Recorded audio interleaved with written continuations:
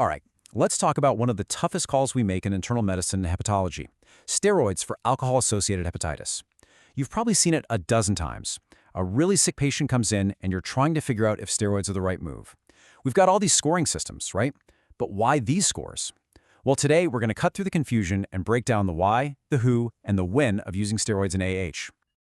And let's be clear, the stakes are incredibly high. This isn't a trivial disease. We're looking at a 1-month mortality rate that can be as high as 40%. Now, our best weapon, corticosteroids, is a classic double-edged sword. It can be life-saving, but it also opens the door to serious, sometimes fatal, infections. So that's the core dilemma, isn't it? It's a real tightrope walk. How do we give this powerful drug to the people who need it most, without harming the ones who won't benefit? So here's our game plan. First, we'll unpack the AH dilemma. Then, we'll get into why we even use steroids in the first place. After that, the really practical stuff: who gets them, and just as important, when do we stop them? And finally, we'll put all the pieces together to look at the modern approach. All right, first up, the AAH dilemma. To really get why we treat it the way we do, you have to understand how our view of this disease has totally changed over the years. You know, it's a pretty wild story. The specific liver changes were actually described way back in 1911. But for decades, believe it or not, the medical world thought the problem was malnutrition in people who drank heavily, not the alcohol itself. It literally took until 1961 for acute alcoholic hepatitis to be recognized as its own thing. And that was a huge pivot, because by the 70s, the thinking shifted again. We realized, wow, this is a disease driven by massive inflammation. And if it's an inflammatory firestorm, what's the first thing you reach for to put it out? And that, of course, leads us right to this question. Why steroids? Well, the idea wasn't just a random shot in the dark. It was built on some early data that gave us that first crucial glimmer of hope. It really boils down to a couple of key trials back in the 1970s. These researchers took the sickest patients with AAH and gave them either prednisolone or a placebo. Now, the results weren't a home run, but they were a definite signal. Both studies hinted at a survival benefit, but only in the sickest of the sick. This was huge. It was the first sign that we might have something that works. But it also created a brand new problem. How do we reliably and objectively figure out who the sickest of the sick really are? Okay, so if you know steroids might work for some people, we get to the million-dollar question. Who? Who are these patients? This is where we go from theory to the actual tools we use every day at the bedside to draw that line in the sand. And this is what led directly to the famous Maddrey's discriminant function, or the DF score.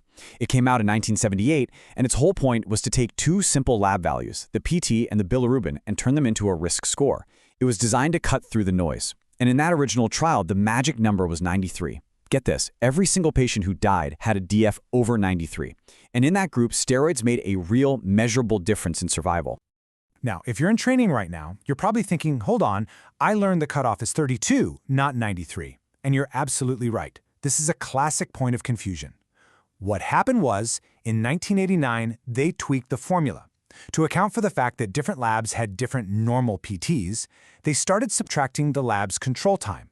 This made the score more universal, and with this new modified calculation, the threshold for severe became 32. That's the number we use today. But Maddrey's isn't the only game in town, especially these days. We use the MELD score for pretty much everything in liver disease. And for AAH, it turns out there's another important cutoff, a MELD score of 21 or higher. So how do these two scores stack up? MELD versus Maddrey's. Well, it turns out that a MELD score of 21 or more is basically equivalent to a Maddrey's DF of 32 when it comes to predicting who's going to do poorly. So for all practical purposes, they're interchangeable. And since the MELD score is usually right there in the electronic medical record, it's often the easier one to use. Okay, let's settle another classic hallway debate: prednisone versus prednisolone. The logic seems sound, right? Prednisone has to be converted by the liver into the active form prednisolone. So in a patient with a sick liver, you'd worry that conversion won't happen. But it turns out that's not really the case.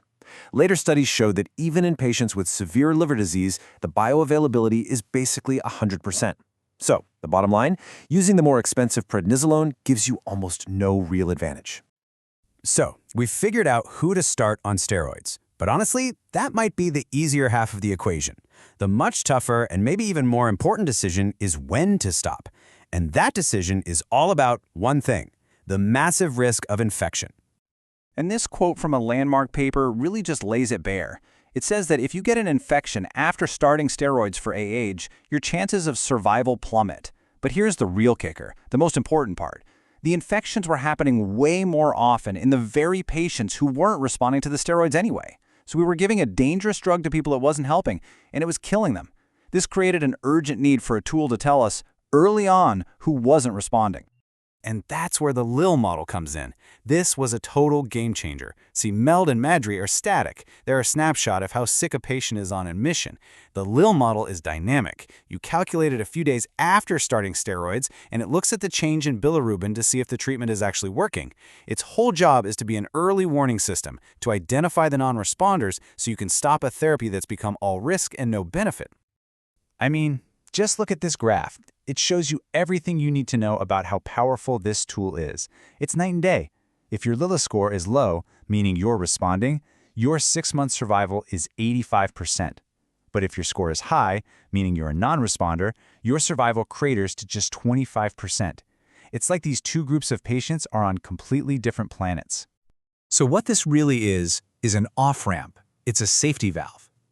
The Lille model lets us identify the nearly 40% of patients who aren't getting better and allows us to hit the brakes.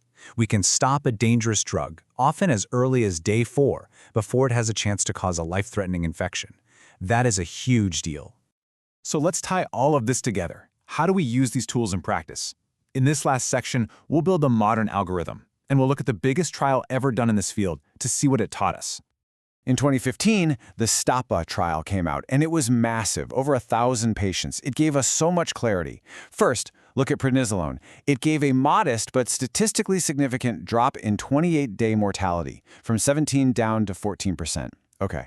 But then look at pentoxifillin, another drug people were using. It did absolutely nothing. If anything, it was a little worse. This trial is the reason pentoxifillin was completely dropped from the guidelines.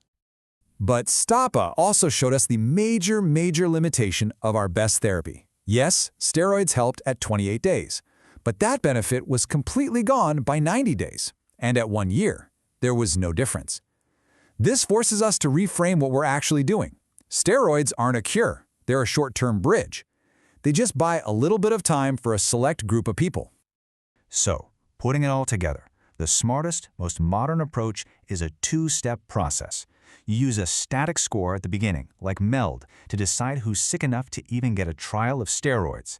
Then you use a dynamic score, the Lille model, a few days in to see if it's actually working and decide whether to continue. Okay, let's boil it all down. What do you absolutely need to remember? 1. Use MELD greater than or equal to 21 or a Maddrey's of 32 to decide who gets steroids. 2. Remember, this is a short-term benefit only. 3. The big risk is infection, especially in people who aren't responding. 4. That's why you have to use the Lille model at day 4 or 7 to find those non-responders and stop the steroids. And 5. The combo of MELD to start and Lille to guide is our best strategy today. And that leaves us with this final, humbling thought. We spent 50 years getting really good at using a pretty flawed tool. Steroids offer a short-term bridge to a fraction of our patients, with no long-term survival benefit. So while we continue to use this strategy as best we can, the real question is, what's next? What's going to be the real breakthrough in the fight against this terrible disease?